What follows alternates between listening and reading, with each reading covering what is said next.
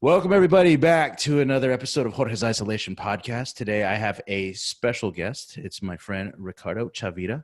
You might recognize him from Desperate Housewives, but he has a bigger project coming up, and it's going to drop very soon in December, and that is Selena, the series. So here we go. Ricardo, how are you, man? I'm good, Jorge. Good to see you. It's been Good a to while. see you. Yeah. It's been since that train ride from Long Island when we did Kevin Can Wait. That was like two and a half years ago. Yeah, man. It's crazy how time flies in that time, and so much has happened in between then. A shit ton. Yeah. Like it's the world is so uncertain right now, and who would have ever thought that 2020 would be the year that it is, that has become, and it's not over yet. No. And every month there's some story or something that happens within the news cycle that you're like, yeah, wasn't expecting that one. Nope. I remember they were dropping the alien footage or the UFO footage. The Pentagon was dropping that. They're finally like, why now? Why are we going to drop that now? Then they had murder hornets, which they forgot about. Huh? Yeah, probably to distract from somebody doing some really stupid shit all the time. Oh, yeah. You know? Oh, well, obviously. Yeah. Which you can take your pick of like 10 within the current administration. Yeah. You know? Well, it's just one of those things like where you're fighting and you have the little, I'm over here and then bah. That's all it is. That's all it is. It's so crazy. So you've been doing some really cool stuff. You know, let's see. Since we last talked, let's see. A play. I finished Jesus Hop the A Train at the Signature Theater. That was like what 2017, I think. Like late 2017 into 2018. Yeah. And then I went home, and then that like literally a month or two after that, I went to the Guthrie Theater in Minneapolis and did a contemporary adaptation of An Enemy of the People. Yeah. So that was cool. And then I went back home. Yeah. And then I got called to do another play at the Geffen Theater. Jose Rivera's world premiere of the play called The Secret Translations. Yeah. The Secret Translation. Obviously, this play was just, you know. It was a work. It was so influential that I remember the title. The Secret Translations of Nikki Corona. Nikki Corona, yes. Yeah, that was interesting. We had Joe Bonney as director, working at the Geffen. Yeah. And it was just a very interesting situation. But I did that, and then I did pilot season in LA. Got real close on a couple things, and nothing happened. And I was just kind of like, you know, I had been, even before we met, you know, when I was doing Stop the A Train, and we met when we were doing Kevin Can Wait. Yep. I had done a lot of theater before that. So having finished Nikki Corona in LA and then staying in LA for pilot season and nothing really happening, I'm like, you know, I'm getting to a certain age. I don't know that this is what I want to do anymore, at least in LA. Yeah. And so I had made a decision. I was like, I'm getting all my stuff out of LA. There were a couple friends that I stay with in their guest houses or a guest room or whatever. Yeah. And so I said, I'm gathering up all my stuff. I'm taking it all back to Texas, and I am going to start seriously considering positioning myself in New York. Okay. Yeah. And I had a whole plan, you know, because my wife's younger sister, lives up on City Island. So I was like, you know, I can get to New York and I can stay with them, and I can come into the city for like, you know, maybe 3 or 4 days and stay with somebody, and then spend the weekends out there on City Island and just start doing that until I can create a foothold for myself in terms of, you know, getting to know the casting directors and you know, maybe hopefully getting into a play or doing some workshop stuff or whatever. But that's kind of where I was at. Yeah. And which is a little scary you know, because you're like, I'm in that spot where I'm. yeah, you know, it's Yeah. and this is the trajectory of the career. The career is it's not this. It's like it's here and then it's here and then it's a roller coaster. Dude, you know? I'm hitting that, and we'll talk about my version, you know, in a little bit, but like I'm feeling that. So yeah, I totally know that. Well, and so I'm home and I'm kind of sitting there going like, man, I got bills, I got, we just mortgage, this and that. I'm like, crap. And then all of a sudden my rep calls and he says, we've got an offer for you for a movie. And I was like, okay. And he was like, it's a Lifetime movie. Nice. Okay. Christmas movie. Yeah. I was like, and at least when I was coming up, it's a different ballgame now with Lifetime and Hallmark movies. There's a cult following. And it's huge. But back in the day, it was kind of like the kiss of death to your career. Yeah. Yeah. Like Johnny Drama talking about that in Entourage. Yeah. And I was just like, oh shit, and so you're there. but it's like, but I'm the lead. Yeah. I'm the romantic lead, or they're giving Latino representation in one of these movies. Great. Amazing. And then they're like, and they're going to pay you this much money. And I was like, I will take the job. Yes. Yeah. That's wonderful. Yeah. And I was like, okay. And I'm going to attack this job and do the absolute best work that I can do. Like with what you're given.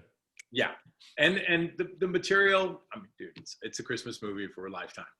There's a hilarious girl on TikTok, and her whole dude, that's a guilty pleasure. I got picked up on. The government probably has all my information. The Russians probably have all my information. I'm on TikTok all the time.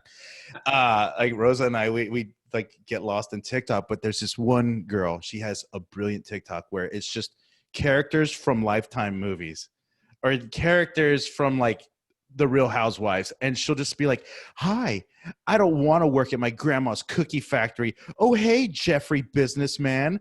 I don't want you to work with me, Jeffrey businessman, but do you want to turn on the lights? She goes through all the plot points within a minute, and then she's like, I saved my grandma's cookie shop, and I found Jeffrey the businessman is my love. And that's it. You can do those plot points in a minute. It's amazing. Yeah. But so I get it, and I was like, okay, and I go over there, and I'm working in Lake Tahoe, and it's beautiful, and it's gorgeous. It's like, okay, this is that, and then all of a sudden, my reps call me, and they say, there's an appointment in your email, and it's for Selena. Yeah. And so, I'm sitting here looking at it, going like, okay, I know this story. I mean, I was raised in San Antonio. Like, I grew up jumping into my dad's truck, listening to KCOR and KQXT and Radio Festival and Bidi Bidi Bam Bam and Oma La Flor are playing all the time. Yeah. And anytime she's doing anything, it's hitting, the main pages of the San Antonio Express News. Yeah. So I'm like, who the fuck do they want me to audition for? She's like, maybe AB? And I was like, dude, I'm way too old for AB. And then, no way. And so then I see the appointment for Abraham, and I was like, okay. But that's good and bad news. I mean, it's good news that, yes, you're being considered for this, but it's like, did you feel like, I'm not that old yet? Dude, no, look, I was like, Abraham, I'm gonna find a very diplomatic way of putting this, okay? Okay. I'm 6'2". Yeah, he wasn't tall, was he? Mm-mm. No. And I'd like to think I still have a little bit of athleticism to me. You know what I mean? Yeah. So and I'm sitting here knowing what this family looks like. Yeah. I mean, yeah. And I'm like, I don't see it. Like, I don't get it. Yeah. I'm sorry, but I think they're barking up the wrong tree here. Yeah. So I called my reps and I said, guys, I said, you're a Jew from fucking North Carolina, and you're a fucking white boy from Boston. I said, I know you motherfuckers don't know Tejano music, and you don't know the story. I said, this is not I have to pass. I said, because I don't see it. Mm-hmm. Okay, fine. See, that's great. Well, yeah, because I was just like, I just don't get it, Yeah. And then they call me back 15 minutes later, and they're like, Carla Houle, who's casting the project, they're like, she wants to talk to you. Okay. And I said, okay. So I'm sitting in Lake Tahoe, you know, preparing for the next day's work on a Christmas movie. And she calls me and she's like, Ricardo, I think this is your job. And I was like, okay. I said, I hear you. I said, but I'm not understanding it. Can you please explain it to me? Because I don't get it. I said, and I grew up in San Antonio. I said, you know, I don't see it. Yeah. And she goes, okay. She goes, you have to realize you're going to be playing him over 15, 16 years. That makes sense. And she goes, let me send you some photo material that will get you to understand this. And I was like, okay. And she sent me some really early photos of Abraham from like the 1970s. And all of a sudden I was like, oh, making sense now. Yeah. Okay. And also, you know, he's from South Texas. Yeah. Okay. All my family's from South Texas. You know, my dad's family's from Eagle Pass and Del Rio and Laredo and all those areas. Yeah, I mean, you've been in McAllen, dude. Yeah, the whole exactly. Yeah, and I lived in McAllen. My dad taught at what was Pan American University. You know, so it's like, and you know, when I started watching the interview tapes of Abraham, I was like, "Pues que la chingada, man! This is my fucking tío." Yeah. This could be any one of my tíos, and I'm like, I know this, and then it's like listening to him. I'm like, I know the cadence of how he speaks. I know that macho bravado that you know. All my tíos, my dad, every tío, goes around my whole fucking life. Yeah. Like, okay. Now this is starting to make sense. Yeah. You know, and then they gave me some samples of the writing, and I could tell that they had obvious writers attached to the material that understood the story. South Texas. Good. And yeah. Understood, you know, how we go about talking, how we go about speaking. Yeah. You know, especially when we're going back and forth with the Tex-Mex and everything. Yeah. And I was like, okay. You know, and so it became a little bit of work. You know, I had to submit several times, and they wanted me one time where I had to really try and look as close to Abraham as possible. So I did the hair and got the glasses. Yeah. I, you know, ate a bunch of carne and drank a bunch of beer the night before, you know. That's not hard. Nice and puffy. Yeah. And yeah. And that was it, you know. And I think that that along with what I brought in terms of the range of what I was doing, I think that they really appreciated that, you know. That's so cool. That's so cool. It's for me, when you said that you passed on that, like I'm at a point right now where I'm like, I'll take anything. Like just like that. There's some where I've said no. Obviously, I mean, because there's, like you said, the career is a trajectory. Like it's not straight line. It's like a roller coaster. You go up and down and up and down, and like I'm at that down spot because I started out right out the gates out of grad school. You know, 7 years ago, and right out the gates, I was doing commercials. Did a Yankees commercial with AT&T, and then I was on Louis. Then I was on Divorce, and just like boom, boom, boom, just straight back to back to back. And then it's been like 2 years since I've really done any actual acting. You know, I did what Bad Education was the last thing I did. The huge. Speaking of which, you're talking about being tall. You know, to play a character, because Abraham Quintanilla was short. Wolverine is supposed to be like 5 foot or something like that, 5'3", like a small guy, and Hugh Jackman is a giant. So you know I went in when they did the original casting for the first X-Men movie. What? I went in for Wolverine. That's awesome. It was down to me, Hugh Jackman, and like 2 or 3 other guys. Oh man! And they pulled me, handpicked me out of my grad program. That's got to be a great feeling. That's my favorite character. Well, no, it wasn't a great feeling. I didn't get the fucking job. I know. You know? I was like, ah! Oh, I know. Well, Doug Ray Scott was originally, because he did a season on Desperate. He was supposed to be Wolverine, and he was shooting something else. So you can imagine how he feels. Dude, you know? Yeah, Doug, he's an interesting dude, man. Yeah. He was really cool with me on Housewives, but he then got that the antagonist in one of the Mission Impossible movies. Yeah, he did. You know. Yeah. So he's originally from Scotland. He's Scottish, you know. And when I was doing Motherfucker with the Hat over at the National Theater, he came and checked out. He came and checked awesome. out. Yeah, it was cool. That's so crazy. So yeah, I remember calling you before moving down because I'm living in Yeah. McAllen now. I'm back there, and I remember you telling me on that train ride from Long Island into the city in Manhattan.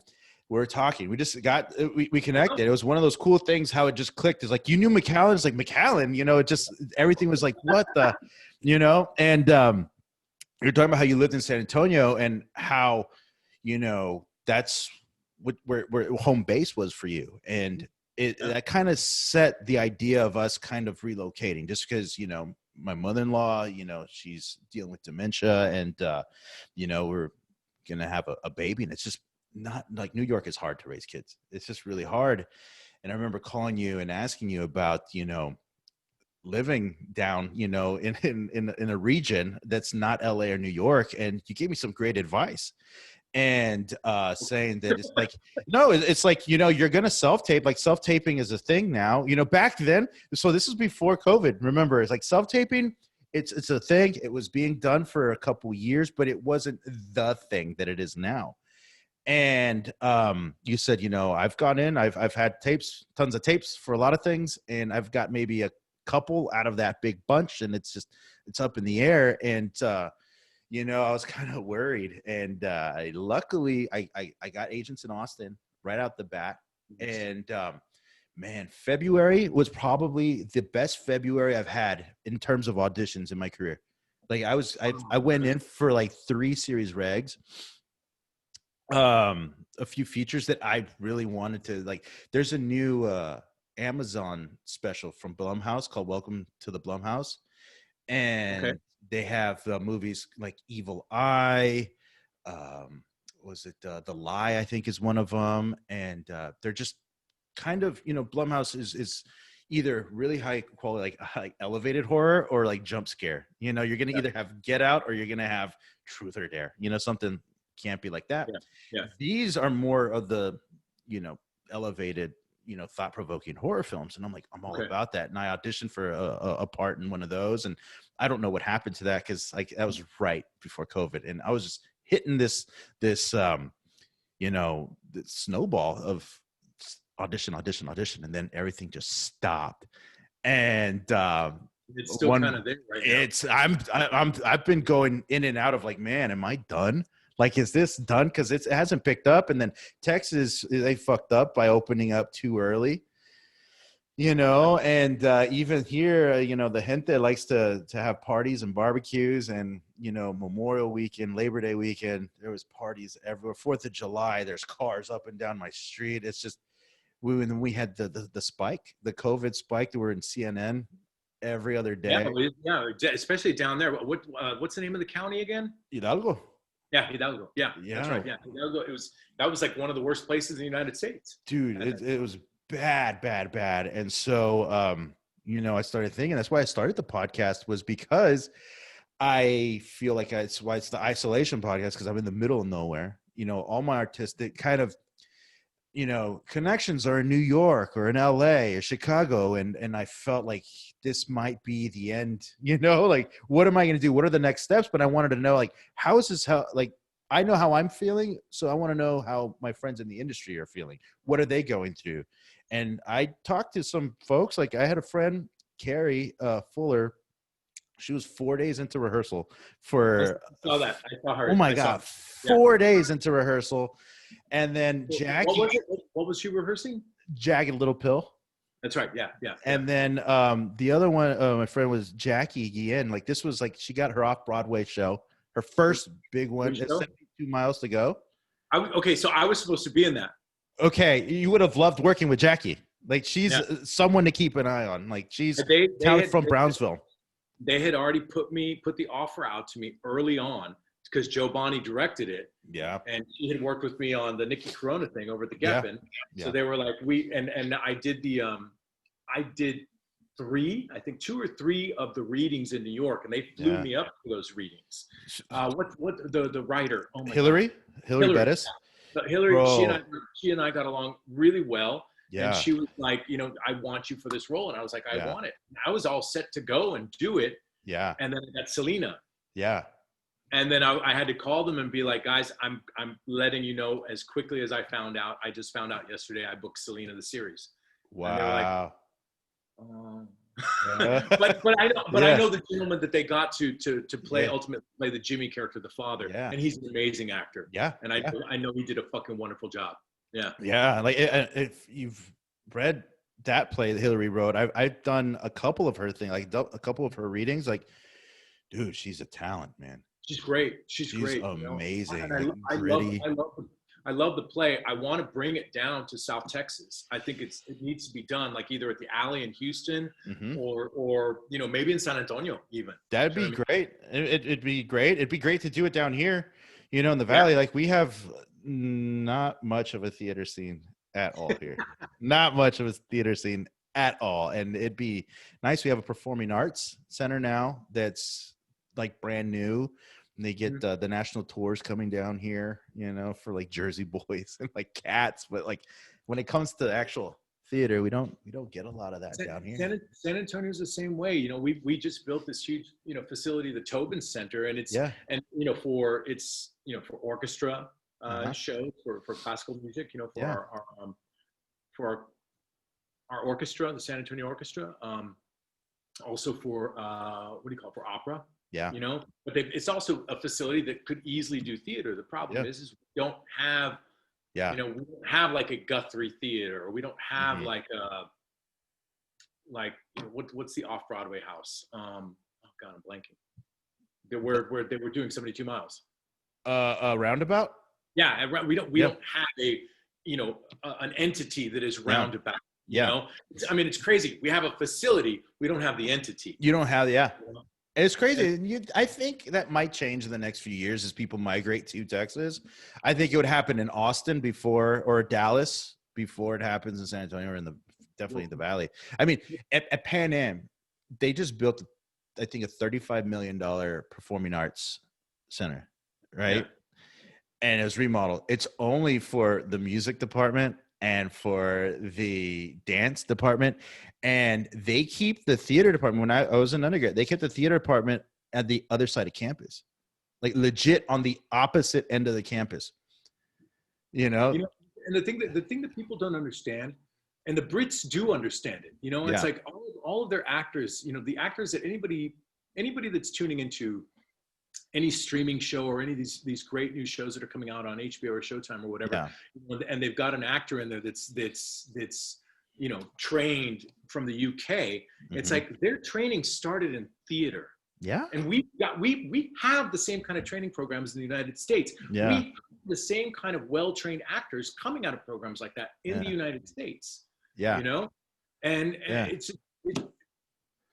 I remember someone told me once there's this saying that is like TV makes you famous, or TV makes you famous, movies make you rich, but theater makes you good. Yeah. Do you know what I mean? I've always said, it's like, my thing is there's a difference between celebrity and actor, and being an actor and being a celebrity. It's like, you can,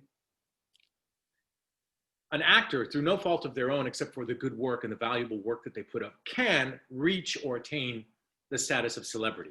Yeah. I think it's very hard for a celebrity that's their only credential to try and become an actor. Yeah, absolutely. You'll see that time and time again when they try to get like a YouTuber, a movie part, or, we'll see what happens when they do the reboot. Oh, right. They already got a couple strikes against. They're doing the reboot of She's All That. And the lead of that is going to be a TikTok girl. I saw it. Addison Rae. I'm like, I understand what they're doing. They're going to rely on the TikTok audience to make their money back. But what future are they setting up for her? Well, and even if they get her an amazing acting coach, it's like they're going to coach her for that project. Once she's done with that project, what is she going to be able to go out and pursue?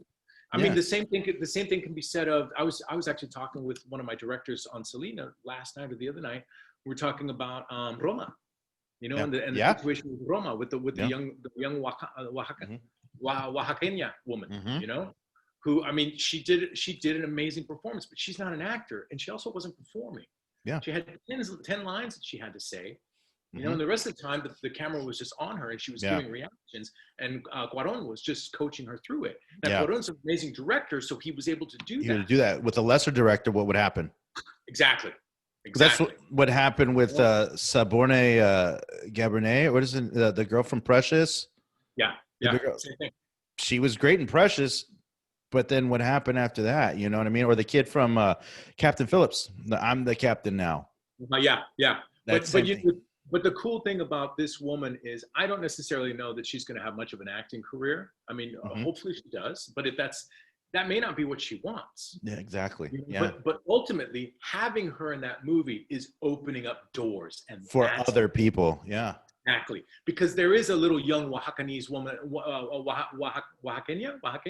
I think. Yeah, Oaxaqueña. Well, there are some young Oaxaqueñans, you know, children, young adults, female, male, that are seeing that going like, I didn't realize that I could have that opportunity. And now they're like in pursuit of that opportunity, you know, and maybe they will go and enroll in an acting program or an acting school where they will try their hand at it and they will try to pursue it. And that's important. That's what I feel too about a lot of stuff that you do see on TV where people like you know, or trendsetter, Edward James Olmos, Tanya Saracho, Raul Castillo, like it's Mando Alvarado, you know, Michael Reyes Camilla, David Barrera, like they're opening up doors for people like me who like seen you all, you know, hustle and struggle, but then get seen on the bigger stages. And that's setting the tone for creating new works and more opportunities for people like, you know, me from the Valley and other kids from the Valley. Like it blows my mind when I was growing up, McAllen and the Valley, you know, South Texas, anything south of San Antonio is desolate. It's just kind of, when I explain the Rio Grande Valley to people, it's not Texas and it's not Mexico. It's its own sort of world. It has its own culture, but it's also just so forgotten by anything north of us. And if you Google McAllen, like if someone's like watching this or listening to this right now, you Google McAllen, you're not going to get anything positive out of it. You're going to hear kids in cages. And that's the one thing it was known for the last year and a half, or COVID cases. Like there's like a lot of negative, but if you really look into it, like there's a lot of talent that comes out of here. There's a ton of talent. And Raul, Tanya Saracho, Mando, David, Michael Ray, Thomas Hayden Church graduated from Harlingen, Texas. You know, you came through here. There's a girl on the show on Hulu now, Hellstrom, Ariana Guerra. Like she's doing something. Like I didn't even know who she was, or you know, like. And then there's the Texas Chainsaw Massacre, the reboot. It was shot by Valley Boys. The director was from Harlingen, and the DP, I went to high school with him. He's cool. Rick Diaz. Like he's a year younger than me. You know, so there's like a lot of talent coming out of here. Lindsey Graham, you know, the casting director, she graduated with me from high school at Sherryland. From Betty May. Yeah. So all this talent, all these people coming from the Valley, and you know, there has to be some stories being told down here. Like I would love to bring production down here or in South Texas. And it's just so damn hot. And it's just hot. Well, it's also, this is something that Jaime Davila, there's a great article that came out today in the LA Times. Yeah, I was looking over it. Yeah. On Campanario Entertainment and what he's doing with Selena. And, you know, and I truly believe that he is taking, you know, representation of Latinos, Latinx, you know, our community, our people, our actors to a different level, you know, and that's wonderful. So, you know, but in that article, he goes, this is not something that can happen overnight. This is it's almost a war of attrition. Yeah. You know, and it's slow and it takes steps. Man, people have been mentioning building a studio in the San Antonio area for 15 years and it still hasn't happened. They're getting closer, but I mean that requires a huge amount of capital, and also to try and find the land, whether it's empty available land or whether it's someplace where they already have structures available. Yeah. Do you know what I mean? And you know, I would think that you would want it somewhere within close proximity to San Antonio versus say down in the valley, just Yeah, no, because absolutely. the airport is there and those kinds of things. I mean, just infrastructure alone, San Antonio is going to have more. San Antonio in that area is going to have more to offer a studio facility than the Rio Grande Valley. No disrespect to the Rio Grande Valley. No. Yeah, I get it. From a money or business standpoint, I mean, also you got to entertain the talent, the crew, and everything. I mean, the Valley's grown a lot, but it's still not there yet. But it's not far away. Yeah. If you're not from Texas, if you're not from South Texas, if you're from up north, anything south of San Antonio, a lot of those people think it's fucking Mexico. They still think I remember in New York, I worked obviously a survival job at a gym, and I always said, "Yeah, I'm from South Texas." Like, "Oh, San Antonio," and I'm like, "Yeah, no, 200 miles south, basically 4 hours south." And my father and I, we always talk about this. To anybody else that doesn't come from our area. Yeah. The border is, it's the Rio Grande, it's the river. Yeah. It's a line of delineation. Yeah. To anybody that lives in South Texas, and specifically the people that live in those border towns, the border is a line of inconvenience. Yeah. Because there's so much transit and commerce and exchange that happens between those cities, the border cuartes, all day long, every day, and the communities help each other in times of need.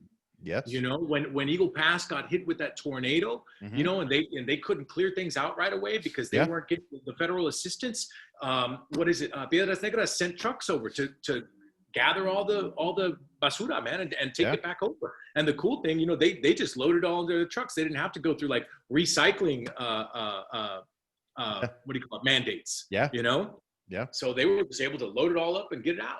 Yeah. We just got hit by a hurricane too. That was another thing of 2020.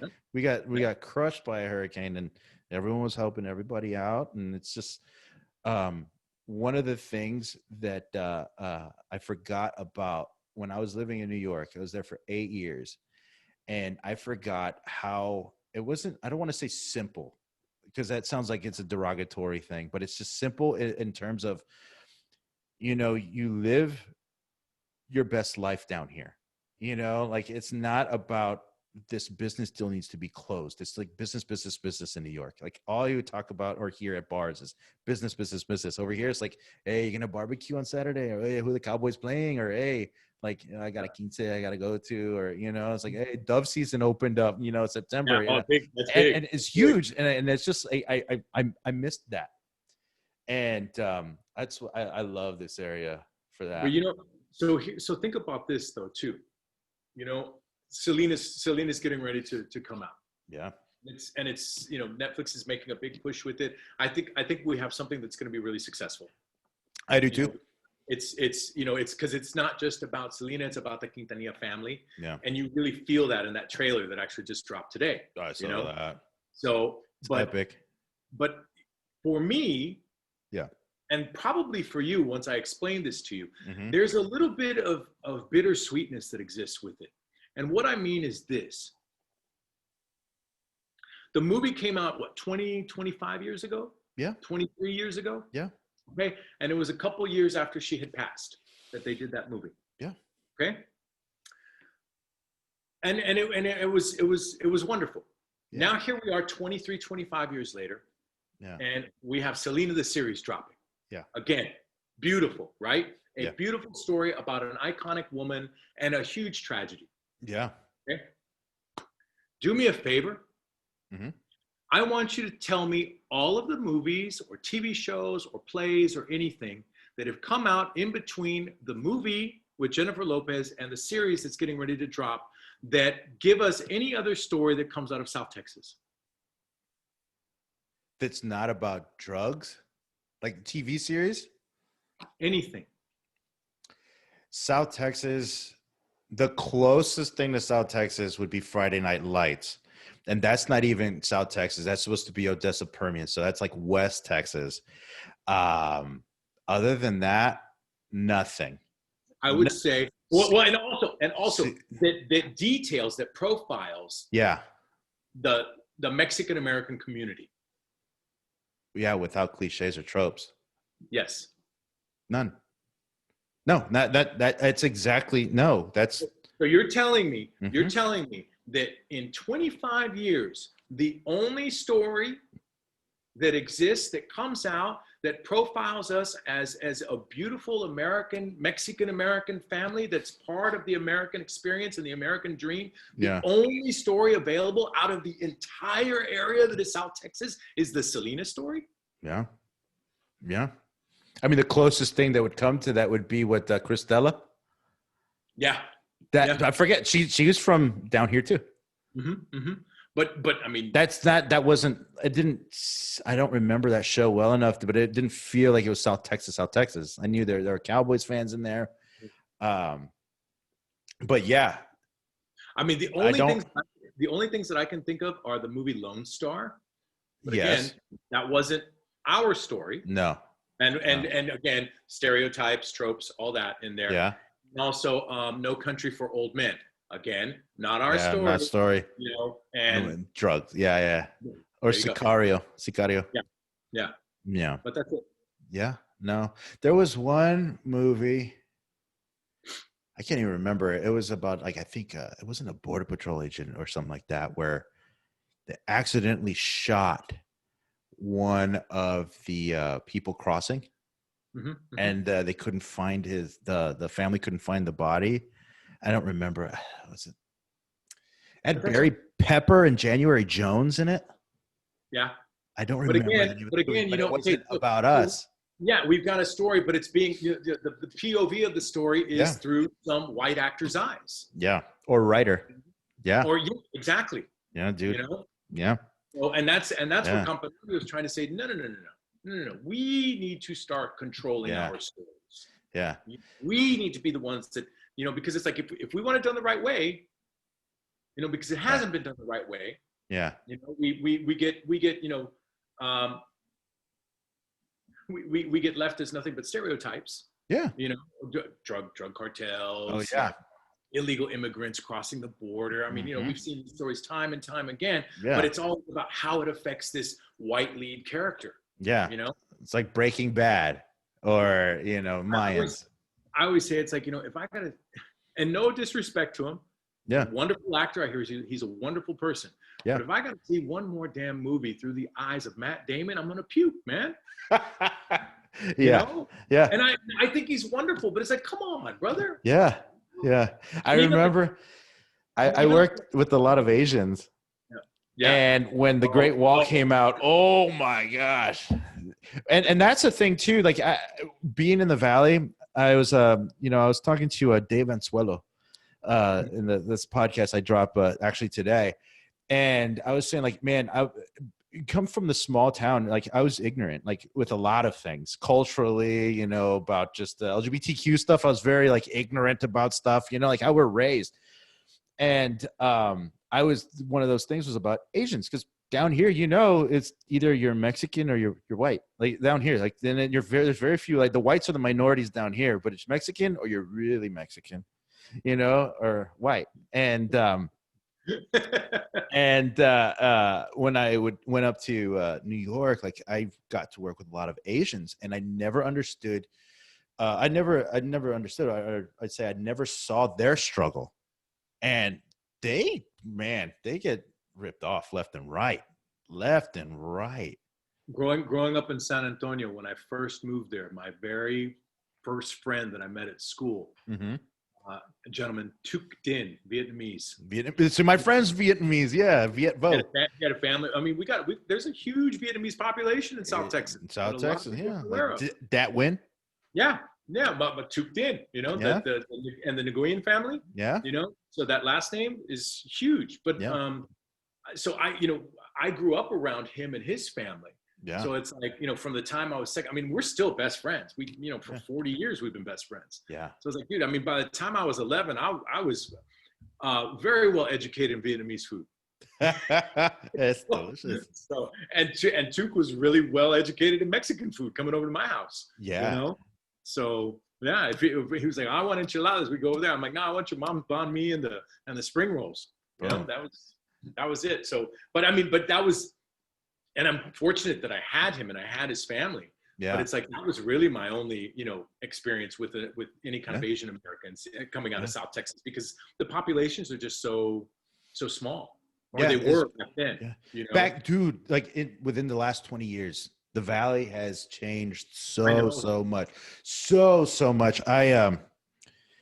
Like I said, the ignorance in me, before leaving, to New York or out of state, Valley, like I said, it's simple. We don't think much further than Falfurias and or the weekend. And Yeah. this is really racist, how we would think. But if there was a new kid in school and they were black, we would automatically think we're going to be good in football.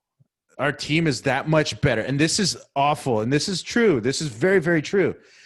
And here's the bad part. I mean, it's not bad. It's the ironic part was that they always were the best player. Like, we got so many records shattered by every transfer, from you got Bradley Stevens, you got Trevor Spates, who's playing at Stanford right now, Jamar Irvin Taylor. Jamar played for the Giants for a little bit, and both him and his brother Irvin played for Texas A&M. So it wasn't exactly wrong, but it's just like, are we that bad? Or are they that good? But that was one of those things back then, because it would be so few and far between, of any kind of other person that's not black or white. Now we have a ton of Indian people because of the hospitals that are opening up, Haitian people. There's families from Ghana in my neighborhood here. Like, it's just a totally different Rio Grande Valley than what I left, and it's beautiful. When I moved to San Antonio, well, and that I lived down there, so I went to Lady of Sorrows. Yeah. When I was in kindergarten, first, second grade, and then I left in second grade. My parents got divorced, and I went to we moved to San Antonio, and so I started this school where my first friend was my friend that I spoke of, Tuk. But so we're talking 78, 79. I know I'm really dating myself, but San Antonio back then, it's like you had the South Side and the West Side, and they were predominantly Mexican American, Hispanic communities, 80% or more. Yeah. The East Side predominantly black. And I mean, and you're looking at massive,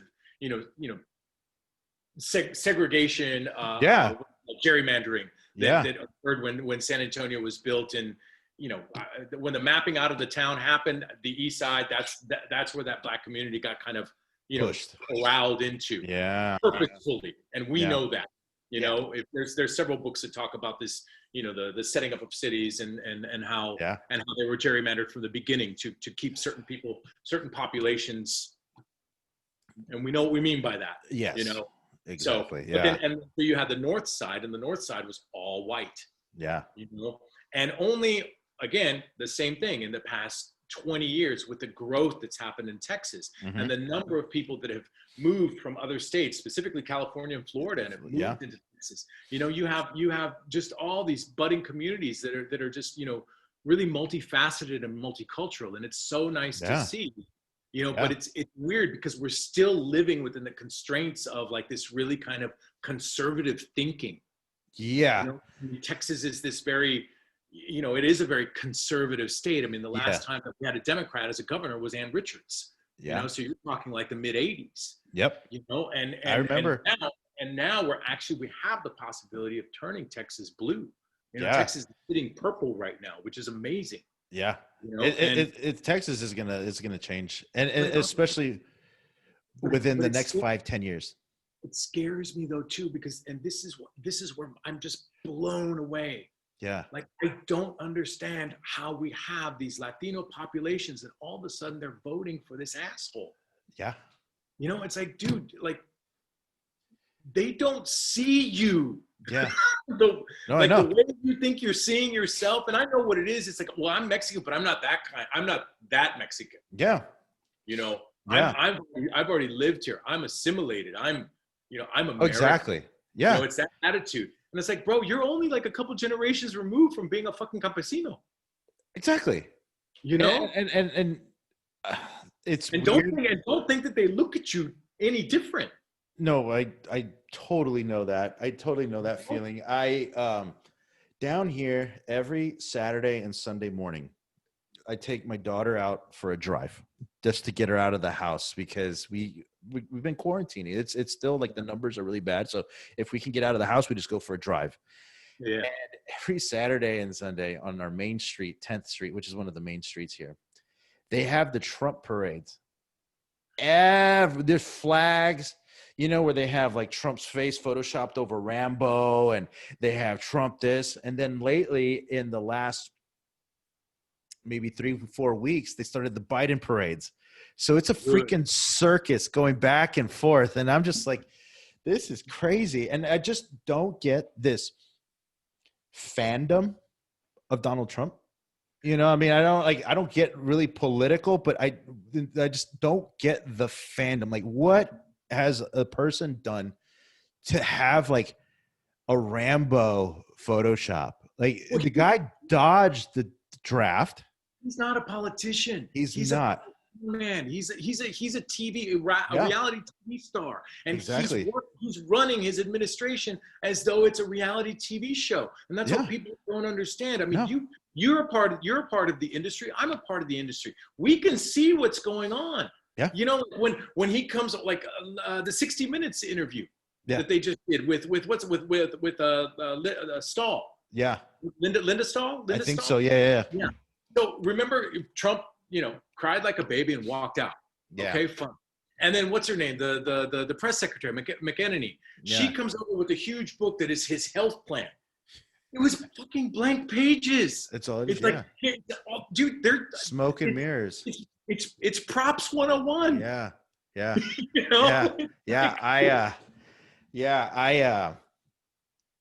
I was watching the last debate, and they're much more well behaved, which I appreciated on that one side, but no questions were really answered. None. Like I'm just like, and I don't know. It's going to be weird to see what happens in the next 3 weeks. It's not even going to happen. I don't think we're going to know for a while. Well, it's just this is the whole push. This is why everybody's saying you have to get out and vote in person. You have to go early. You have to stand in the line. I'll tell you why too. Because those early votes are the things that are going to be the early projection numbers. Yes. Okay. And you don't want to have to rely. I mean, even though there is nothing fraudulent about voting by mail or absentee voting. It's been done for years in Texas, in Las Vegas. I mean, you're talking minimal, like less than 0.001 kind of issue with anything. Yeah. Okay. So it's a viable means of voting.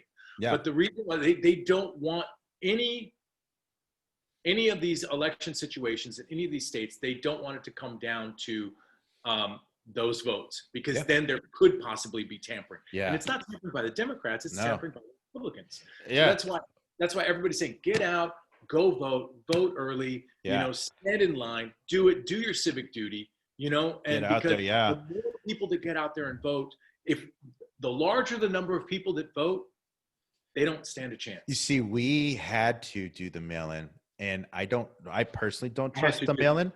I don't trust it. And here's why. When we lived in Jersey City, where we're registered, they lost so many packages and letters, that post office. So many. And like certified, I had to talk to the regional managers and the locals, and I lost like certified bank statements and stuff like that, like stuff that was certified, like stuff that's supposed to be handled with much more care than regularly. Checks from shows that I worked were lost.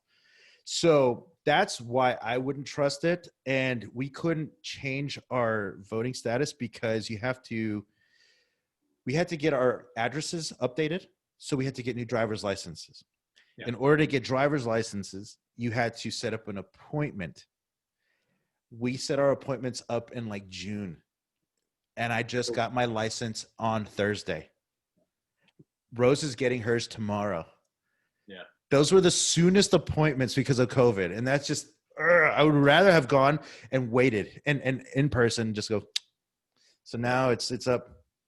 No, so would I, but I'm over here in Mexico finishing out this thing. We don't finish until November 6th, November 7th. And how long have you been working on that?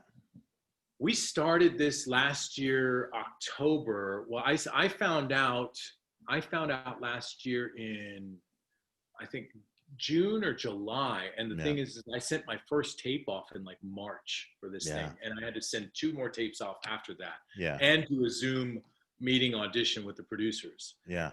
But I found out like June, July that I had the role. And then I had to fly out here I had to fly to LA to meet with the director and meet with the costume designer. And then I flew back home, and then I flew out here to Mexico to do some more fittings and to do some sit down work for about 2 or 3 days, table work with the director on the I miss all that. Yeah. And she's Hiromi Kamata is her name. She's Mexican born. She's half Mexican, half Japanese, and she's pura chilanga, and she's just incredible. You know, the 2 directors that we have are female, Mexican female, Hiromi Kamata and Katina Medina Mora, and they are. It's like working with a pro theater director. Gosh, that's got to feel good. It's unlike a lot of times when you're doing television. You know, it's the showrunner that really is the one that makes all the decisions. And the director is really more or less just like a game manager. Yeah. You know? Yeah. Like ultimately, really all it is. The showrunner is going to be able to lean into the director and be like, we need her to do this. We need it to be this way. You know, and now you go and so the director's not really directing. Yeah. You know what I mean? But our directors have been. They're the ones that set the tone and establish the tone, and they understand it's like once the tone is set, they work within that framework. Yeah. But you know, they are given a certain amount of freedom. Yeah. You know, that's got to be so good. I remember I've been fortunate enough to do a lot of TV shows and, you know, in little parts here and there. And it only has happened. And like I say, little parts. So like guest stars or maybe just under 5s. And, you know, you've done TV long enough. When you see a day players or anything, like it's hard to just like, you're not going to see them tomorrow. So like, why really waste your time? And it's not the same waste your time, but just take the time out to break down a scene. And for the most part, and I had that happen with me twice where the lead of the show stopped everything so we could talk about the scene. And that was with James Spader in The Blacklist, where I get killed by him in the cold open. The cold open, you can see the credits going over my chest as we're having the scene, you know, in the very beginning. And, you know, it's me, Spader, and David Zayas. And Spader just stops and he's like, so why are we coming to you? And like, what is your relationship? I had 5 lines and I was just like, it was like, I actually felt like an actor instead of a guy, you know, just trying to get, you know, seen, you know? And the same thing happened with Liev Schreiber and Ray Donovan, where he was always talking about that, always thinking about how can we make this better? He's like, you know, would your character even hold the phone like this or like this? I mean, like, what are we doing in this scene? And, you know, and we had a discussion about my character and that never happens. And it felt good. So when you talk about, you know, having table work and doing this and having conversations, you know, I know time is an issue with TV, but this is awesome to hear. The reason why Spader and Liev would do that is because they're the leads. Yeah. You know? What is it? Hold on. I'm sorry. I got to look at something real quick. That just go for it. Yeah. I just busy man. Yeah. Well, I don't want to say that, but let's see. No, where is it? Sorry. Just I'm going to guess Ricardo is the president of the business. Okay, great. Okay, sorry. No. So I have something that I just submitted today that I co-created with a writer friend of mine. Yeah.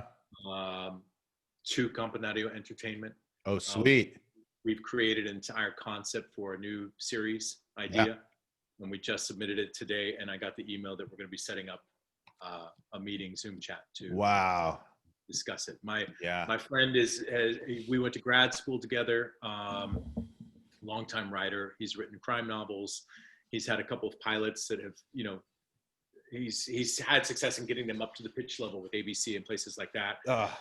And he was a little frustrated, and we had a conversation, and then we both came up with this idea, like, why don't we partner on something, you know? Yeah. Because the whole thing is he's got a show that he pitched to ABC. He's got a wonderful, very well-known female actress as the lead for it, and it's a great show. It's set in New York, and it's dealing with the premise of the necessity for police reform. Okay. You know, and amongst, you know, with the NYPD and all the situations that would come out of a story like that. There's one detective that's under investigation, and the lead female is the head investigator for internal affairs. Yeah. Okay. But they passed on it. And he was very frustrated. And I said, you know, he was like, I said, do you want to talk about it? He goes, sure. And he goes, do you have any perspective on this? And I said, okay, do you want my honest perspective? Yeah. And he goes, yes, Ricardo. And I was like, okay. I said, it's because you have a white female lead and you're a white writer. Yeah. I said, those things aren't that. I said, that she's female is great. Yeah. White, not right now. I said, and that you're a white writer, it's a wonderful multicultural world. Yeah. For a white writer. Yeah. I said, and even if, you know, you created, you know, like say you created something else, and you set it in a Latinx world, you know, with a Latinx lead character, and it's perfect, and, you know, Campanario would be all over it. You're still a white writer. Yeah. That's like what's happening with that movie about the Barbie, the cartel guy. They got the lead from Sons of Anarchy. Yeah. It's a blonde British dude. Well, bro, dude, look at what happened with Tax Collector. Ugh. Look at that movie. Yeah. You know, and no offense, dude. I think he's an amazing fucking actor. Yeah. I love his work. What's his name? Shia. Yeah, Shia LaBeouf. Yeah. Whatever. He's amazing. He's a talent, but it's just like, bro, it's like, I watched the previews and I'm like, did he get tan for this? Well, like, he looked tan. Did you, that writer has a history of doing that though. Yeah. Yeah. He did that with Harsh Times with Christian Bale. Christian Bale did the exact same thing in that movie, Harsh Times. And it's the same writer. I think he wants to feel safe. He's like, no, like I know this culture. It's like my best friend is Mexican. It's like one of those situations. So that's cool, man. Yeah, and okay, well, I guess you're allowed. I guess. Yeah. You know? I don't know. That's the world through the way you see it, you know. But it's going to be told differently. Yeah. The way that everyone else that actually lives there sees it. So I talked to my buddy and I said, now if you partnered with somebody who was like Latinx or who was Black or who had a cultural background, that can be the difference maker. And he took that away for a couple of days and he came back and he was like, I've got this idea for a show. And I said, let's talk about it. Yeah. We started talking about it. And that was about a month and a half ago. And in a month and a half's time, we've got an entire lookbook and everything that we just sent out this morning at 10 o'clock. That's awesome. And now we're setting up a meeting for it. That's awesome. And I can pretty much guarantee you there's a role in there somewhere for you. Well, yeah, it's got to be gordito, mid to late 30s. Gordito, pero handsome. Of course, baby. Of course. What are you talking about? You know how I do. And that's the thing. I'm like sitting here going like, in my mind, I'm thinking, I want to cast this person and I want to cast this person. I want to bring this person in. Like, and it's all people that I know, that I'm friends with, that I know are fucking hell of actors, talented and hard workers. Yeah. And that's it. And that again, going back to like Liev Schreiber and James Spader, the reason why they did that is because the director's not doing that. So they go and do it. Yeah. Because, they're now producers on the project. Yeah. Right. So they have an investment for it to be good. Yeah. They know how to communicate with an actor. Do you know what I mean? Like, but on Selena, I would do that. And there have been times where I have done that. Yeah. But for the most part, our two directors are very good at doing that. Even with, the one-day guest star, the one-day co-star that comes in and only has like 2 or 3 lines. Yeah. They sit there and they go through the scene and we rehearse it. And, it's a 4/8 of a page scene in 1 minute, but I sit there and make sure I give the time. No, let's run it again. Are you comfortable? Or do you understand? This is where your character's coming from. This is what you're thinking. That's great. Beautiful. Let's do it.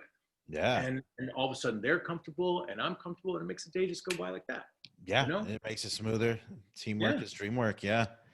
And so from here, you finish in November, right? Finished November 6th. I was up for something. It went away.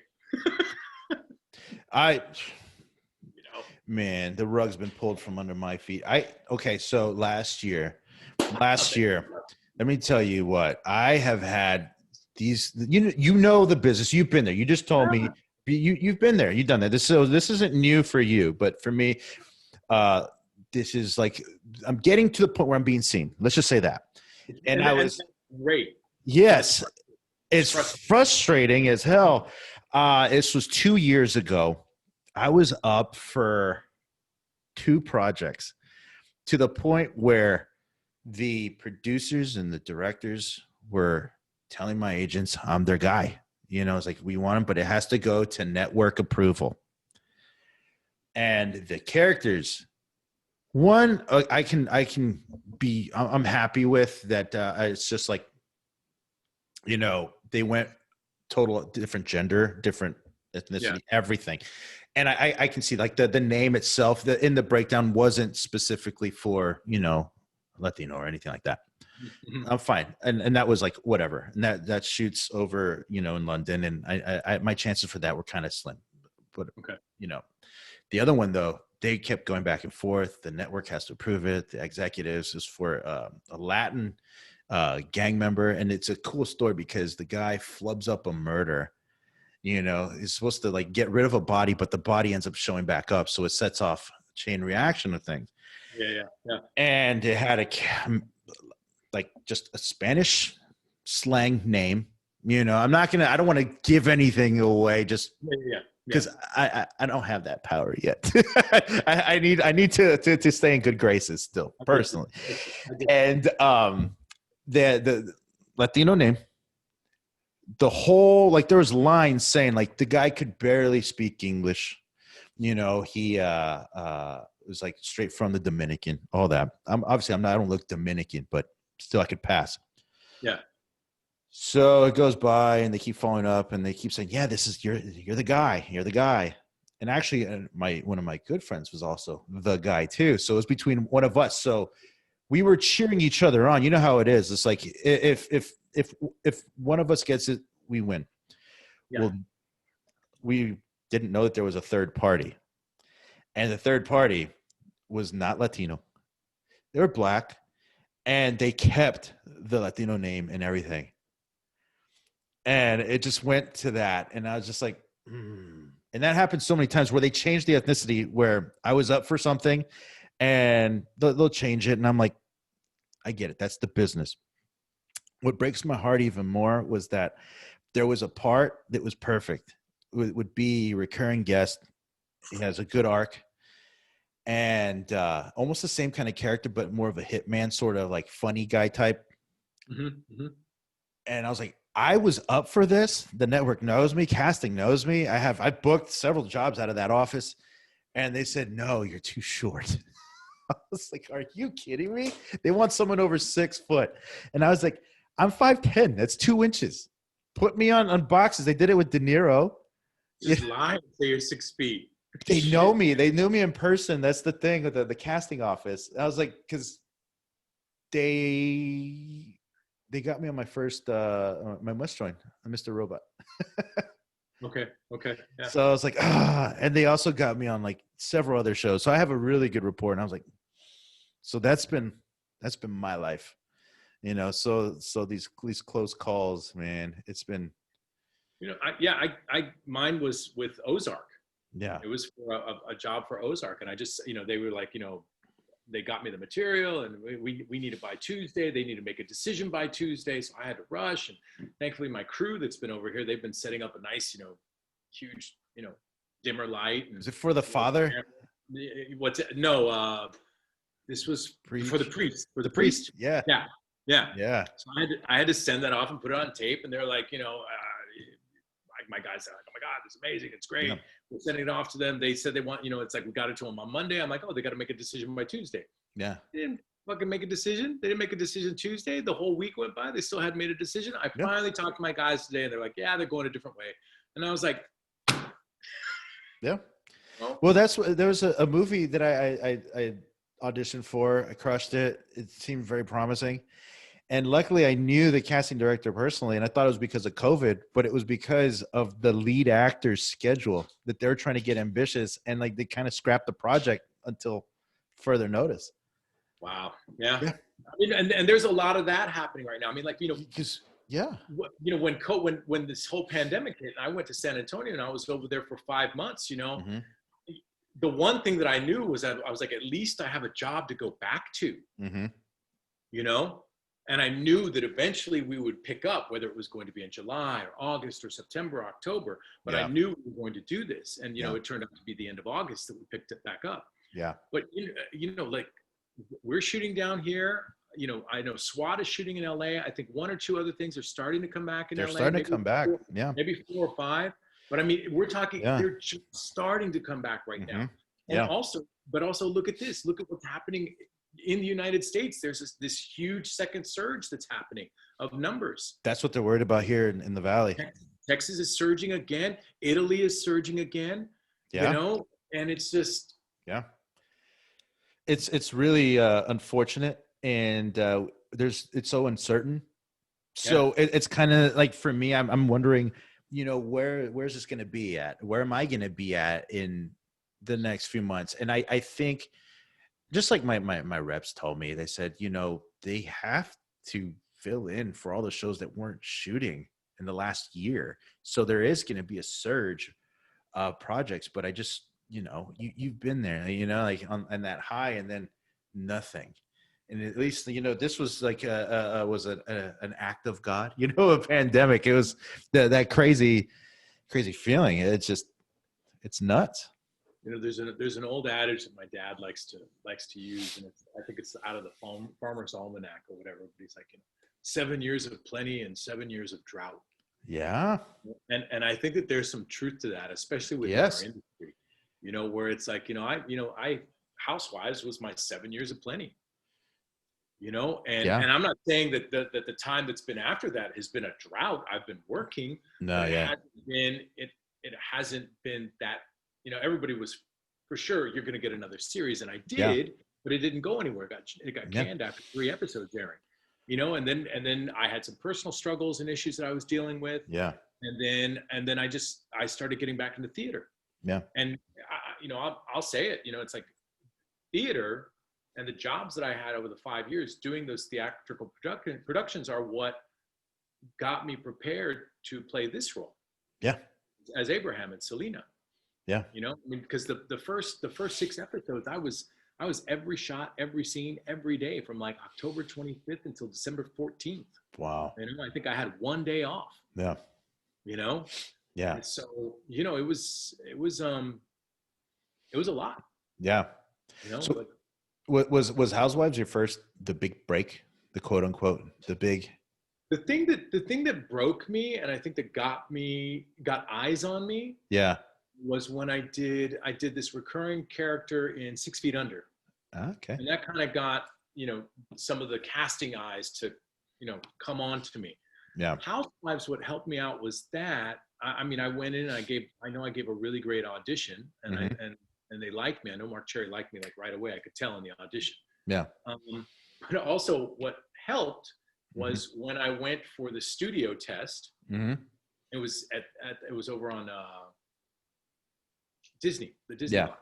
Okay. Back then it was Buena Vista Television. Yeah. It was the production company, the producing company. And so where their offices were directly across the hall from their offices where I was getting ready to do the studio test were the post-production offices for a movie called The Alamo. Okay. I had done with Billy Bob Thornton. Billy Bob Thornton, Jason Patrick, John Lee Hancock directing. Yeah. I'm walking up to go for my studio test, and I see this tall, blonde-headed guy, messing with his hair and smoking and biting his nails, and I'm like, John Lee? Yeah. Ricardo, what are you doing here? Yeah. I'm going in to test. He's like, oh, you got to come in. All your stuff made it in the movie. He's like, it's fantastic. He's like, and my role wasn't that big, but all my stuff made it in. They loved it. Yeah. But he goes, how much time? He goes, I know you got something. It's big. He goes, but can you just come see like one scene and then go in and do your thing and then come back and I'll show you all of it. And I was like, okay, Yeah. So Yeah. he takes me over there, shows me the scene. He's like, look. He goes, the colors. He goes, you look fantastic. Oh my God, this is great. And then he's walking me out. We're talking. All of a sudden, the person comes out. I haven't even looked at the material. Oh God. Yeah. Yeah. But I know it. I know it well Yeah. enough. I've Yeah. done Yeah. it. That's all you need. And so I'm sitting there, and all of a sudden they come out. They're like, Ricardo, are you ready? And I was like, oh yeah, yeah. And so he walks me over to the door. It's a room table with all executives, and they're like, John Lee. He's like, hey, he's in my movie. Hire him. There you go. Oh man. I mean, that was it. I'm not saying that they listened to him, but it didn't hurt that the guy You had someone. The golden kid, Yeah. with the $200+ million movie right across the hall for their company, just gave me his blessing. That feels good. I got to a point where casting directors know me now in New York, and they would reach out for me, and I had new reps, and they were getting emails like where casting directors were asking for this part or this part, but now they just want New York locals, so I couldn't do anything. But it's gotta feel good at that point with that kind of job, though, where you have all the executives and everybody. I was like, I haven't gotten to that point yet, which is weird because if I was being considered for a series reg, they didn't even test me. But it's a weird thing. It's different now, like I remember going in, and it's like, it was almost like a theater audition, where I was walking in, there was a little stage, and there's lights pointing down, and there's two risers with about 5 or 6 rows with about 4 or 5 seats each, and it's all executives sitting in there. Jeez. And all of a sudden they started to go away from that. There was a lot of self-tape, and if you go in for the studio test, they were taping you, and you were on a stage with a mic, but nobody was in the room. They were all remote. They didn't want to be in the room. Yeah. And then all of a sudden, people started moving away from the self-tape because they were kind of like, they didn't like it. They wanted to see people in the room again. Yeah. I'm an actor where I do better when I'm in the room Me versus too. tape. Okay. And so I was like, this is fucking great. Like we're moving back to that. I can see it. You have directors and producers that are purposefully saying, I want to see them in the room. Yeah. And it's like, this is awesome. Then COVID. Yes. See, that's my biggest fear. It's gone. Like, forget it. You're not going to see in-room auditions like that. Months. 2, 3. Yeah. 2, 3. 2, 3. I believe it. I felt that a big chunk of my success, aside from preparation and knowing the materials, is the in-room rapport that I would have with casting directors, because it confirmed this when they were requesting me. Like, they know me, or they'll answer questions if I email. Like, I can talk to a casting director, outside of the office. And my biggest fear of moving remotely to South Texas when I did was, I'm starting in a brand new region, and none of these casting directors know me. I have a reel, I have my resume, I have everything. So I think that works in my favor. That hugely. Yeah. It definitely helps me. That's in my favor, but I still, in my head, I want to be there. And I think one of my first auditions was a part I knew I wasn't going to get. Just, I knew it was for that show Clarice. They're doing a revamp of the Silence of the Lambs. It's kind of taking over from where the Silence of the Lambs ended, or something like that. And it was for one of the FBI guys. They want an ex-military guy, so you know how that is. They want ex-military, means they want a guy that looks like a Navy SEAL. And I don't look like a Navy SEAL, but I said, I'll do this as long as I can. My agent said, just, they want to see you in person. And I was like, I'll do it, and I crushed it. I knew I wasn't going to get it, but I had nothing to lose. I drove to Austin a couple times. Yeah. It's a 5-hour drive and 5 hours back. That's what I did when before I got the Alamo, I had left LA and moved back home because my wife, she was in her 3rd trimester with our son, our firstborn. And so I wanted to be there to help out and all that stuff. And then the audition came through for the Alamo, or I had gone in for the LA audition. Yeah. Right before I left. And I was like, I know there's a local casting director, and I found out who it was. Joedna Bolden was her name. And so I told my people, it's like, submit me to the local casting office. Yeah. I said, if you know the story, there's Alamo surrounded by 5,000 Mexicans. I mean, there's got to be a fucking hole in there for me somewhere, Yeah, there has to be.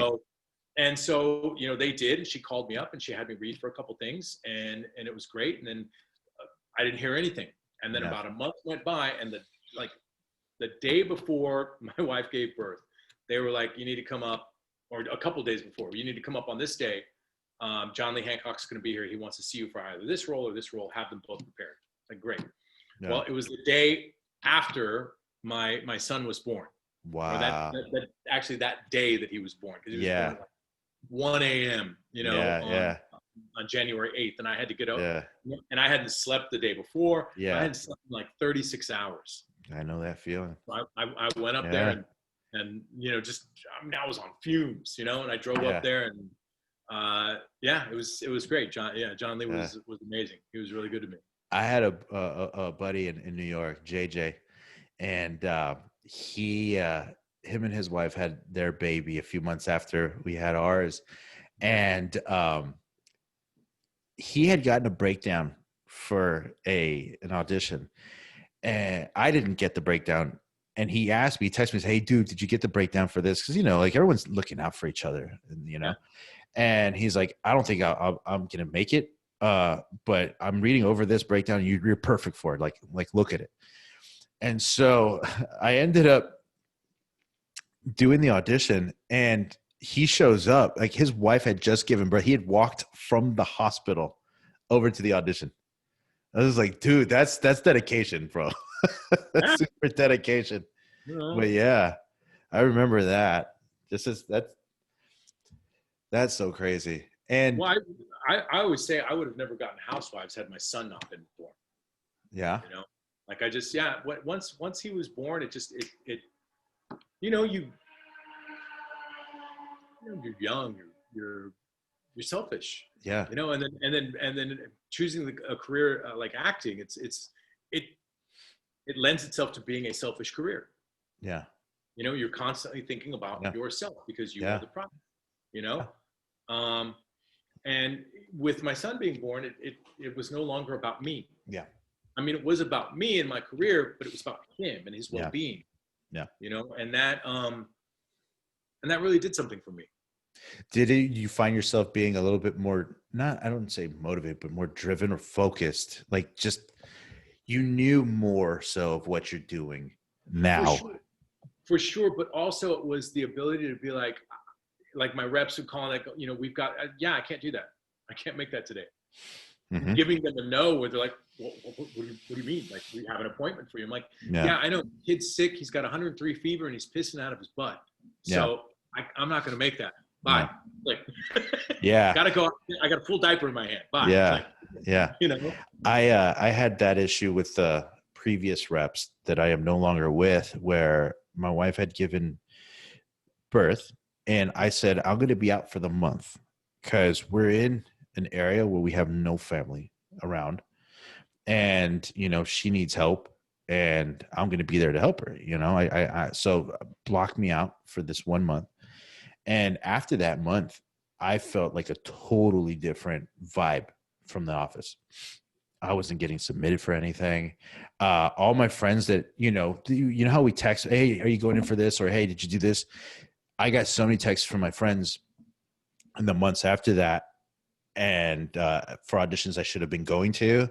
And my agents just said, we were going to do that.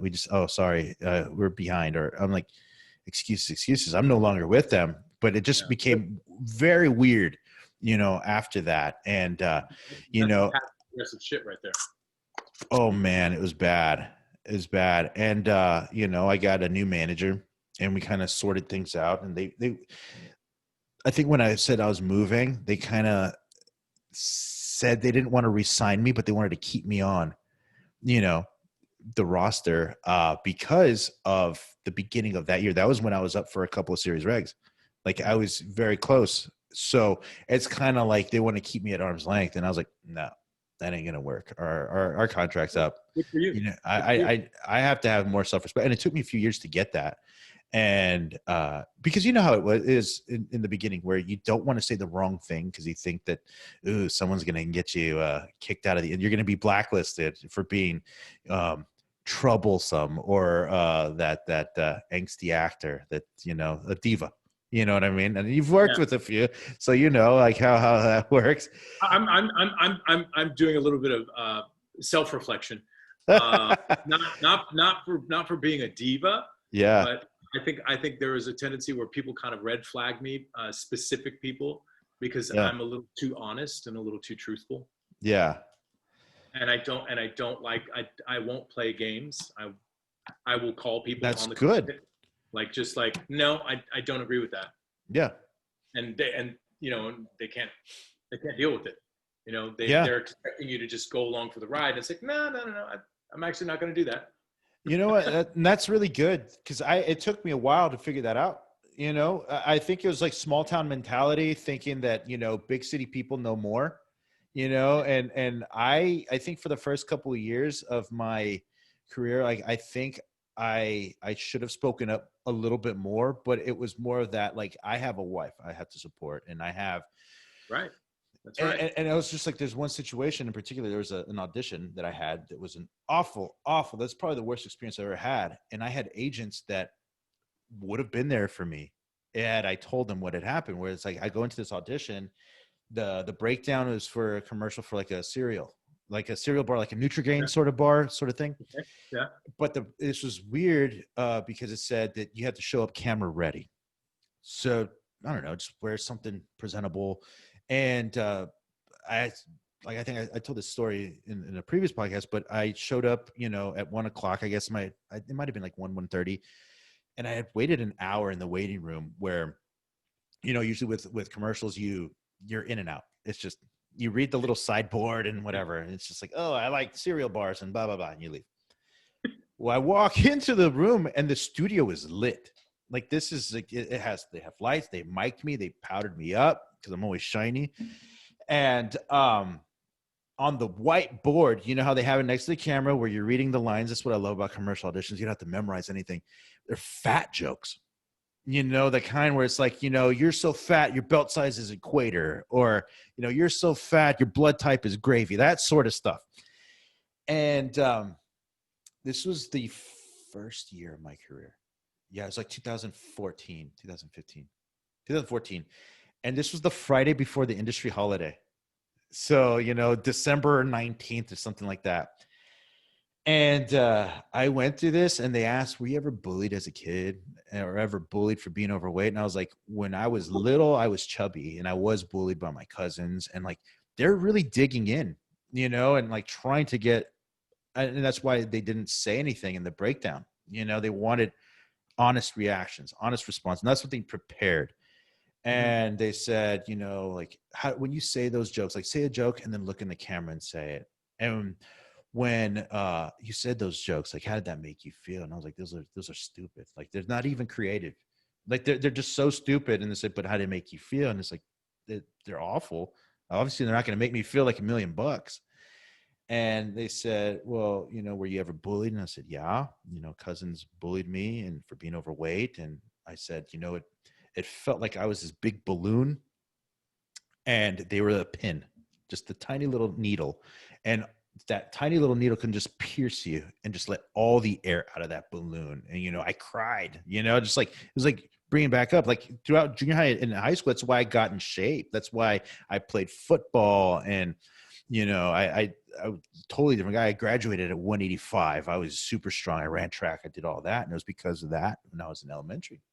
And I'd forgotten all about that. And they brought it up. And I walked home after that audition. Like, this was on 15th Street, right across the street from Chelsea. So House Casting. Yeah. Oh, yeah. So, you know where House, I think they moved, but they're now on, like, I think 90 John or something like that. But, you know, right across the street from Chelsea Market. So, you know where that is. So, you know, there's no trains around there for blocks. You got to kind of walk. Yeah, you got to walk. I walked, and I just like let that stew for a little bit. And I was just thinking about it. And I remember my wife and we had dinner, and I told her about it. And she's like, why don't you tell your agents? And I'm like, I don't know. Like, I could have. And my agents, they would have done something. They would have, like, at least, I don't know. Yeah. And I had to wait like 2 weeks to hear back. And it was just like one of those things where I was like, I need to speak up for myself, and that's one of those things that new actors, like, don't be afraid. If you see something that's wrong or you're being treated wrong, speak up for yourself. Yeah. I remember one time, and it was a commercial casting. This was like my first year, second year in LA, probably first. And it was a Sears commercial for a Father's Day campaign. Mm-hmm. Okay. Yeah. Young father. Okay. The subject matter or whatever, right? Okay. Yeah. And I've gone into this office many times, and I can't remember the name of the woman. I know that she was either Australian or a New Zealander or something. Yeah. Okay. She was very nice. They had windows, the blinds in the windows, and they would be able to look through without you seeing them. There's a camera, turn right, turn left, slate your name, that kind of thing. And I was just having a really bad week. Yeah. I was already like, I don't know that I should be doing this. Yeah. Like maybe I picked the wrong fucking thing. Yeah. And I go in there and, I have to slate my name. And so, I'm like, Ricardo Antonio Chavira. And she's like, the girl, I was like, I'm sorry. Ricardo Antonio Chavira. Mm. And you just hear this huge laugh from the back room. Mm-hmm. And it was her. And I did whatever they had me do. And I was like, all right, bye.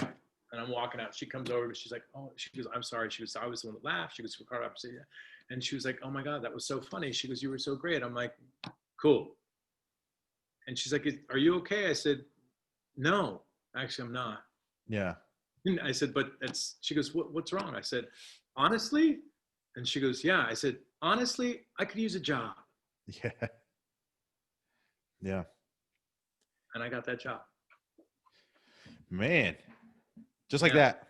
I was in such a place where I was like, I was burning down on money, I was like, it's that LA struggle, and you're sitting there just like, how am I going to make rent? How am I going to feed myself? How am I going to do all this stuff, And it's a stress, that, it doesn't go away because of the trajectory of the career. Yes. There's different, it's different. Yeah. Like my worries aren't about food, but my worries are about, I've got a kid that's getting ready to start college, and I got to pay for that. And I've got a mortgage. Excuse me, all these things, That happened. And I'm not saying that other people or ordinary people with, that aren't in the industry, that they don't have those same worries or concerns. Yeah. But it's different because ours, it's not like we go into the office every day, Monday through Friday, from 7 o'clock to fucking 4 o'clock. And every 2 weeks we're getting a check for the work that we've done. No. Yeah. And so it's like, when you do get a job and it does pay you a decent amount of money, it's like, you've got to be really smart about it. And thankfully I have been. Yes. That's the one thing I love about what my wife and I have. We came from very, very, very humble beginnings, not from money at all. We're the opposite. Like, we're pretty broke. And my wife has kept our first budget from when we first got married and till now. And it's because we've been able to save up every little penny. We're penny pinchers. And, and I get it. And one thing that really, really bugs me is when people say, well, you're actors, you're just playing pretend, get a real job. He's like, you know what? This is a real job to me, at least, this is where I find joy. This is what I find passion. And this is one thing that I'm good at. And like, when you go home at night, you're going to eat dinner and watch TV. And who are going to be those dancing clowns? Us. We're going to be the ones entertain you during this whole COVID situation. And people want to escape from the news, from riots, protests. They want to, just escape the world. Where are they going to go? To television, to film, to movies. So I hate when people say that this isn't a real job, that we're just playing pretend, or we're being crybabies because we want to save the arts. The arts is what saves people, in my opinion. Yeah. And people need to just they don't see that. They don't. They can't make the connection, you know. And No. then for me to even say, you know, if you're watching TV, if you're watching film, the roots of that is in theater. Yes.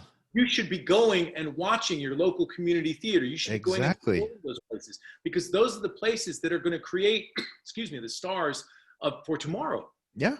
You know, over the next generation. Yeah. You know, I mean, I don't care if you're going to the local high school production. Yes.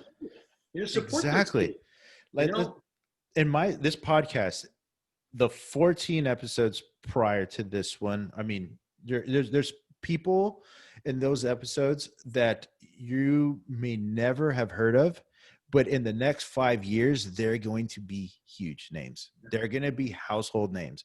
And they are people like everyone else that needs that support. And the ones that break my heart the most are the theater people, like Jackie and Carrie and, you know, Robbie and Renis and Danny, like these people that were on this podcast previously. You know, you're going to see them, but it starts in the theater world. And, you know, let me tell you, that project that I mentioned to you that I just submitted today, you know, the writer friend of mine, we went to grad school together. He was in the playwriting program. I was an actor in the acting program, same year. We both come from theater. Don't even think for a minute that if this comes to fruition, you know, and we're doing a casting, it's like, I'm going to be like, I want every single Latino theater trained actor coming in and auditioning. Those are the first ones I want to see. Absolutely. You know? Yeah. Because you know what you're going to get. Yeah. You're going to get people that look at the script and not just memorize lines. They're going to understand what's happening in the scene, breaking it down. What happened before this and that. And that's what's going to help everything. That's what's going to make it better. And that's the kind of representation we need on TV. Yeah. You know, I really do appreciate that. That's, you know, it's going to be interesting to see what's going to come out in the next 5 years, you know, with the ball that's rolling right now in our favor. Well, and I really think that this rolling that's happening, I think it's already been rolling. Yeah. I think there's already been some movement. Yeah. You know, the recognition that we're the largest minority and we're completely underrepresented in television and film. Yeah. Is, you know, at least, and then that open letter that came out. Yeah. I don't know if you saw that. That was amazing. Yeah. But now, so the ball is like, it's like no stories without our voices. But it's, you know, there is the first movement of the ball. But I think where the ball is gaining speed is with Campanario Entertainment and that article about Jaime Davila and the launching of Selena, the series. That's going to be huge. I really, because I mean, you know, think about it. There's nothing out there right now. There's not a lot of new content dropping. No. You know, and then we haven't seen anything with, you know, with an all Latino cast since, well, you know, you've got Gentefied, you know, but and Vida. But Vida's gone. Yeah. You know, unfortunately, One Day at a Time, which you know, was on something, then left. It's supposed to come back. It's, you know, but it's all California stories. Yeah, exactly. That's the other thing too. That's the big. That's where they think there's only Mexicans are in California. And One Day at a Time, you know, it's Rita Moreno and Justina Machado, and I love them both. You know, but that's Puerto Ricanos. Yeah. You know, that's Mexicanos. You know, or Mexican Americans. Yeah. You know? So it's like, so where is our story? So this is it. Yeah. You know, they're coming out in South Texas. That's right, baby. Yeah. It's gonna. I would love to see that. I've been working on some things too. Just writing. Like I said, there's anything you're gonna look at in McAllen. If you Google McAllen, Texas, or Hidalgo County, not much positive is gonna come up. You're like I said, kids in cages is one thing. Yeah. The COVID numbers. We're the poorest county in the nation, the fattest county in the nation. On top of that, you might also see the Rolling Stone article about the Panama unit where like all the sheriff's department are in jail right now for extortion. I heard about that. Yeah. I went to high school with most of those guys. I used to drink with those guys. And there's the knowledge of corruption in those institutions along the border is, I mean, I've known about it for 25 years. Oh, you know? Man, and it just goes and goes and goes. Yeah. My dad was a judge for the 4th Judicial District of Texas. So he handled nothing but child support cases from San Antonio all the way down to Maverick County and all parts in between. Yeah. Okay. And, it's like they would try and serve a warrant on somebody who was back on child support. And Yeah. they can't find the guy. They can't find the guy. They can't find the No. guy. My dad's into his second month Yeah. going down to this place to hold court. He's like, what the is going on? Why can't we find him? Well, the reason we can't find this guy is because the warrant's not getting served. And the reason why the warrant's not getting served is because he's the first cousin of the fucking deputy that's serving the warrant. Oh, absolutely. Absolutely. Yes. The corruption goes, it's just so crazy how far and it's every county, every jurisdiction. There's always someone getting indicted. Always. Yeah. It's either for campaign fraud. I remember there was the mayoral race for Edinburgh, and which is kind of funny that our county is all Scottish cities. So McAllen, Edinburgh, far with the PH. But they there was like 11 people or 9 people arrested for voter fraud, for that mayoral race. It's a mayoral race. And then one of the guys running for county treasurer was a guy I used to work with, and we would smoke weed together, and like he would hit on high school girls. I was like, this is the guy that's running, and he was hitting on high school girls. There's plenty of stories, not just down there. I know. Too. Yeah, man. Well, look, I gotta jump, man. I really appreciate this. Oh my God, what are you talking about? I'm happy. Yeah. I'm so happy to. I was getting jealous. I'm like, he's getting all these good people, man. Yul Vasquez is on there. I said he has a contact. Dude, I was just warming it up for you, man. I was just trying to find my rhythm. No, Yul's amazing, dude. Oh my God, you want to talk about an artist? That cat is a literal artist. Yeah, musician, painter, actor, everything.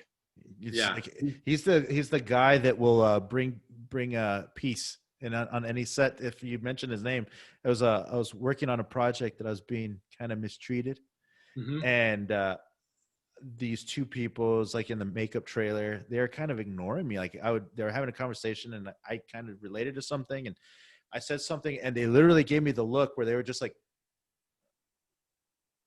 and I was like, who is this guy? You know what I mean? And he's a day player.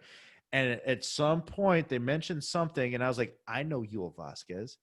And they're like, you know Yul? Total tone change. Like I'm in their crowd now. I'm invited back to the party. Yeah, all of a sudden.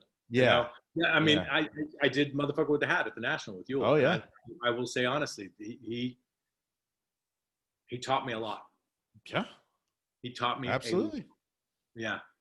And I have just mad respect for him. Yeah. Mad respect for him, man. He truly is an artist. Yes. So, yeah. Yeah. Well, can we find you on social media anywhere? People listening out there? Yeah, Instagram, it's at Ricardo A. Chavira. So RICARDO ACHAVIRA, all one word. The same thing for Twitter, at Ricardo A. Chavira. Awesome. I've got a Facebook page, but you get a lot of. I don't promote Facebook. Like there's a bunch of weirdos. I got a lot of old high school people that are. I post a lot of liberal progressive articles on there because I know they're all Trump supporters. Yeah. So that's. Well, also, like, do you get the random messages on there? Oh, I get all kinds of random shit. I was on like for 30 seconds of one TV show, and I was getting people offering, services, or like, hey, I got this deal we need to do. And I was like, I was on 30 seconds of a TV show. Or it's like, I've got this charity campaign and or, I mean, I've had people just literally hit me up for like, I need $2,000, I've been there. Yeah. I'm getting that. Yeah. Family, yeah, bro. Family. Yeah. I totally know that. Yeah. My dad is literally my filter for my family. Well, yeah, my mom's pretty good about that too. My mom and dad are pretty good about that, and they know that I don't ever mess with Facebook, just because it's just there's a bunch of blessings out there. I'll just call them blessings. I'll post, like, I posted some stuff to my Facebook page. It's not a certified Facebook page. It's my own individual. Yeah. I got chingos of people on there, but I've been posting the Selena stuff on there. Yeah. And I post certain articles, but I like, pictures of my kids and stuff like that. I don't put that on there anymore. Yeah, no, man. I do that. I'll occasionally put a picture with my kids or of my kids on my Instagram account, but it's also something that it's like, a subtle, like the side of their face or a shot of us from behind or something like that. I usually just do it to where it deletes, like on the stories. Yeah, that too. I'll do that too. Yeah. But it's like, I want them to be able to have their anonymity, and be able to have their own lives and not be affected by my public life. Absolutely, man. I think about that all the time. I think about that. What's Dax Shepard and Kristen, I'm blanking out. She's from The Good Place. Yeah. Oh God. I'm blanking out. She's great. I love her. Her. They will blank out their children's faces. And everything. So I respect that. Well, thank you again. Everybody out there watching, share this. This is a great conversation piece. It's going to be on iTunes, Spotify, Google Play. Go listen to it, download it, share it with everybody. You can send it to me too. I will absolutely send it to you. I'll send you all the links and everything coming out. Thank you so much for your time. Anytime. And let's talk again soon. Okay. Yeah, definitely, man. Take care. Okay. All right. Bye. All right.